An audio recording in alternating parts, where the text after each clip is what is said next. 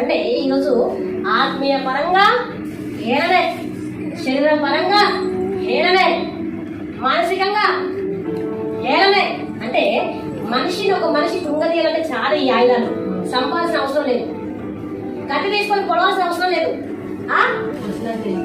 కత్తి తీసుకొని పొడిసిన దానికంటే ఒక మాటను, ఆ మాట లైఫ్ లో గుర్తుంటుంది. శరీరం సంబంధమైన హింస, మానసికమైన హింస, ఏదైనా వాడచ్చు. దేవుని పిల్లలుగా మనము అలాంటి స్థితిలో ఒకవేళ ఉంటే మనం బయటికి రావాలా. దేవుని పిల్లలుగా ఆయన స్వారూప్యంలో నువ్వు బ్రతుకుతున్నప్పుడు ఆయన గుణగణాలు కొంచెమైనా నువ్వు అంటించుకోవాలి, ఆయన ప్రేమను కొంచెమైనా నువ్వు చూపించాలా. ఈరోజు దేవుడు ఎవరి కోసం అండి అంత శ్రమపడేది? ఎవరి కోసం అండి అంత మానసిక హింసను, వేదన, దుఃఖాన్ని కలిగించిందంటే నీకోసమే. హల్లెలూయా.